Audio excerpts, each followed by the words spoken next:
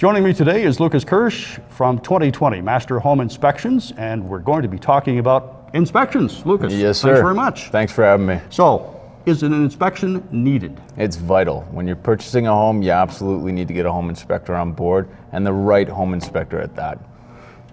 What's the difference between the right one and one that's not quite so right? Sure. I mean, like, I'm not going to diss any home inspectors out there, but I will say there's differences in cars. There's a low-end car and a high-end car. And I'd consider 2020 to be a high-end car because we come with the experience from building. All of the guys that work with me come from a building background. So we've all got a few builds, more than a few builds underneath our belt. Custom homes and production homes, we've got hundreds.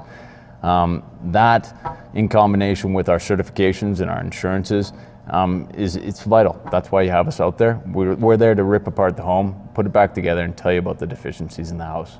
Well, I've seen your home inspection reports, and they're very thorough. Thank you. Let's talk a little bit about what goes into a home inspection. So we'll start from the outside, the envelope, as it's referred to. Yes, sir. What do you do? We approach the house from the outside at the front of the house, and then we work our way all the way around the house, looking at the envelope, looking at the substrate, the windows, the window wells, your ventilation system, whether or not there's penetrations coming from the outside to the inside, which would actually be an indication of possibly a quarter cup of condensation sweating to the inside of the foundation wall. And those need to be sealed up. Oftentimes the items that we find are simple to fix. So the simple things, we try and leave that up to the homeowner to take care of on their own. It's the big things is the reason why you have us there. And there's a lot of obvious ones that I know of when you're walking up to a house as a potential buyer, as an agent with a potential buyer. You're looking at, gee, are the shingles curling 3 inches? Is there condensation in between the seals on the window? Are the drain pipes properly located? Correct. You know, things of that, but that's just what you can see. A home inspection, now it's not like what you see on television either, because you get Mike Holmes and those guys. They actually start drilling into walls and taking a few things out. Correct. You're restricted into what you can do. We're supposed to be visual home inspectors. However, there are standards of practice in my industry, just like there's in anyone's industry. I go above and beyond. I take things apart when I can take things apart safely, and I put them back together. It's very hard to do a thorough home inspection without taking something apart. However, I won't put my fist through the wall like Mikey Holmes to discover a problem. Right. Like the electrical panel, for instance. You can't look through an electrical panel. You have to take the entire panel apart to see if there are double taps, which would be not so good for your home. And you can, I mean, that's just screws. You can take that off safely. Yes, sir. And put it exactly. And like going into an attic and walking an attic. If you know what you're doing and you're stepping on top of trusses, it's perfectly safe and fine. If you don't, you're coming through the ceiling. Yes. Exactly. Right. So we've gone from the building envelope.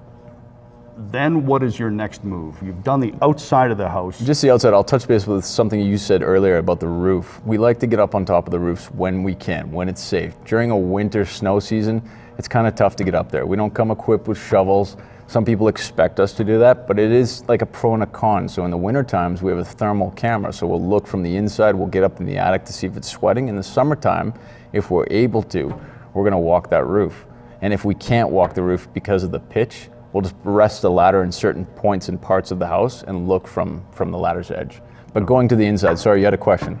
From the envelope to the inside, what's the next step? The next point is we walk to the inside, we get all set up, and we work our way down to the mechanical section. And that's the reason why you hire us. You hire us for our mechanical, our structural, the windows, the attic, the roof. As soon as we start in the mechanical room, we pull apart the furnace and see if there's any sorts of condensation or loose wiring or how filthy the furnace could potentially be. We move our way over to the hot water tank to look for leaks. Then we go right to the electrical panel. Everything after that, we're basically looking for leaks at this point in time.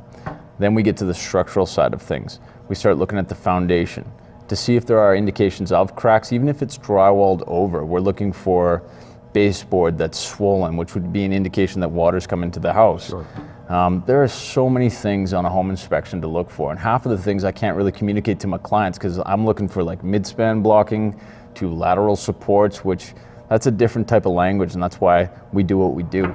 But go ahead, sorry. When you do a home inspection, you are there with the client. Yes, sir. And I've been with you on a home inspection or two, and it's very much an educational process, Yes, which sir. is what I like. You know, you're Correct. explaining to the client why certain things are important. You might come across a minor issue and say, okay, well, this is a minor issue and here's why. Correct. I thought it was a good idea to get into home inspections to complement my building, but a lot of times you see people, they watch TV and they get an idea of what a house should be like from TV. I'm there to show you how to use your house, how to take care of your house, and also to find the deficiencies for you. So like you said, education's about half of it. If I can show my clients and your clients how to take care of their home, it's going to be a home that they can live in for a long time, as opposed to having problems right away.